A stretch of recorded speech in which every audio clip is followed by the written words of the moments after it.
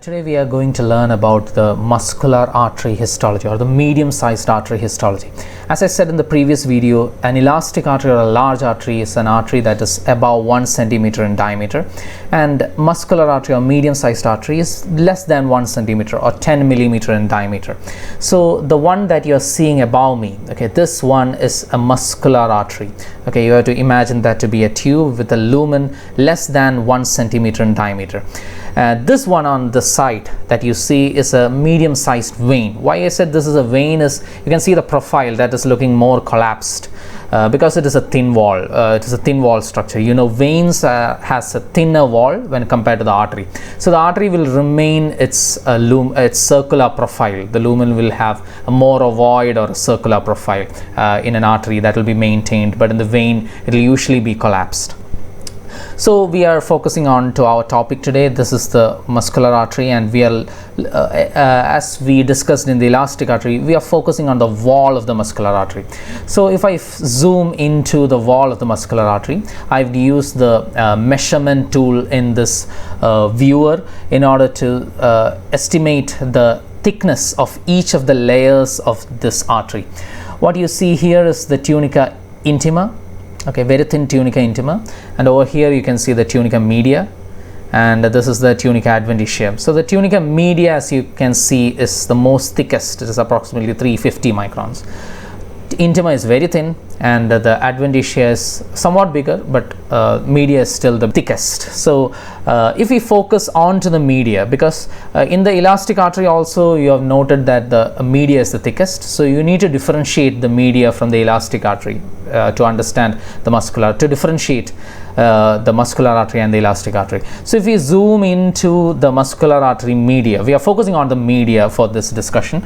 You can see a lot of muscle cells. All these nuclei that you see here are spindle shaped or corkscrew shaped ovoid kind of nuclei, and these nuclei are the nuclei of smooth muscle cells. So you can see that the entire thickness of this media is muscular. It has a lot of smooth muscles.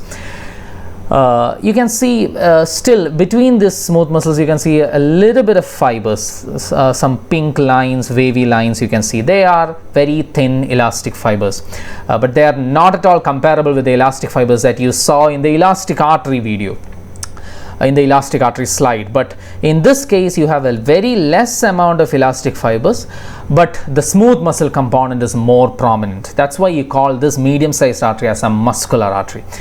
Another characteristic feature that you see at the interface between the media and the intima is this layer. You can see this pink layer, it's wavy layer.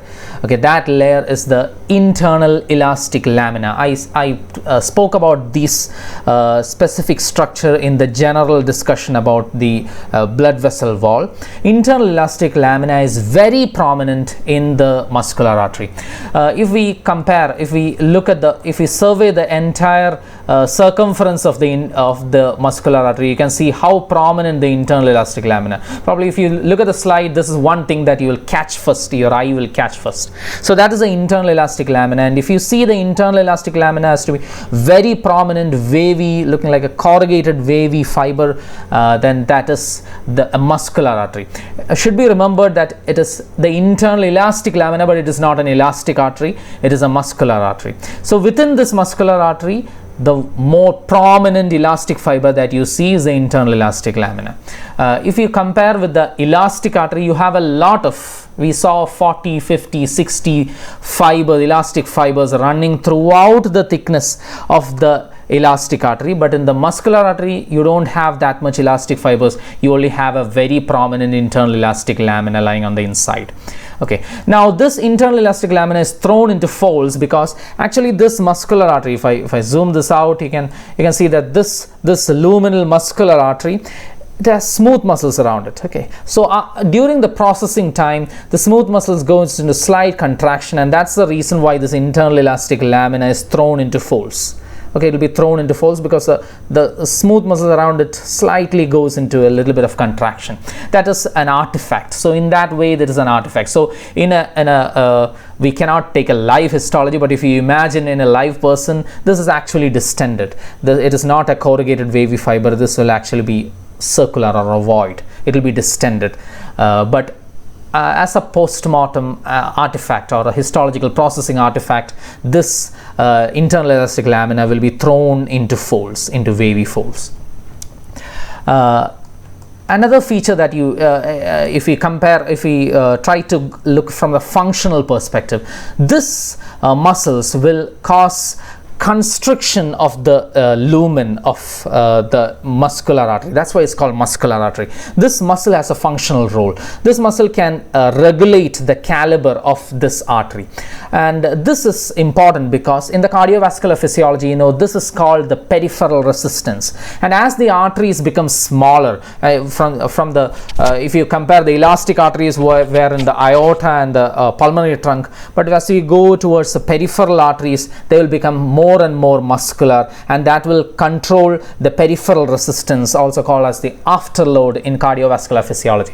So the peripheral resistance can be regulated by the constriction or the relaxation of these smooth muscle cells, and so these smooth muscle cells are very important from a functional perspective in the muscular artery. If you think about the tunica intima and the tunica adventitia, is more or less the same. If I zoom in, you can see the tunica intima containing endothelium. The endothelium is mostly stripped off, but a very thin tunica intima. The tunica adventitia is majorly connective tissue, and there is nothing much to comment about these two when we compare it with the elastic artery. So if I summarize the histology of the artery, as I said in the introductory video, the artery usually has an inner intima, a media, and an adventitia, and the media will be the thickest. The vein will again have an intima, a media, and the adventitia will be the thickest.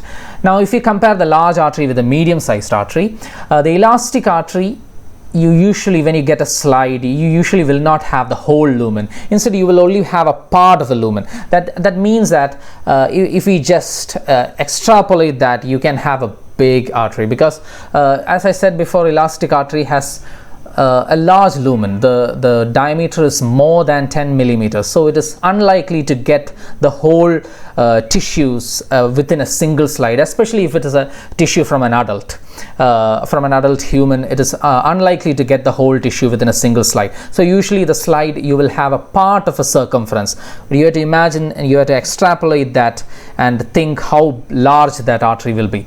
If you compare that with the muscular artery or the medium-sized artery, usually you will get the whole lumen. You can compare the two videos of the elastic artery and the muscular artery to confirm this. And if I zoom into the elastic artery to look at the features of the media, as I said before, media is the most thickest. So if I zoom into the media, you can see a lot of wavy elastic fibers, and that is the characteristic feature of the elastic artery or the large artery. If we compare that, you have a little bit of smooth muscles. You have smooth muscle cells between, but they are very, very less. If we compare that with the muscular artery media, so if you compare that with the muscular artery media, you can see a lot of smooth muscle cells. That's why it's called a muscular artery. A lot of smooth muscle cells. These smooth muscle cells are important because these smooth muscle cells will regulate the lumen. That is why this is called a resistance vessels. So these resistance vessels will increase the vascular resistance or the peripheral resistance or the afterload of the heart. So that is the most prominent feature that you should mention. And one catchy feature that you will notice in the medium-sized artery is the very prominent corrugated wavy internal elastic lamina, and that is a characteristic feature. And it should be remembered that internal elastic lamina is seen in the muscular artery, not in the elastic artery. You also have somewhat of wavy elastic fibers. They are very rudimentary, where they are very thin. Most usually you won't see it clearly within the slide, but this is very prominently seen. The intima and the adventitia are thinner. The rest of the features, the endothelium, subendothelial connective tissue, adventitial connective tissue, are more or less the same in both these cases. So with these features, you can identify an elastic artery and a muscular artery. Hope it helps. Thank you.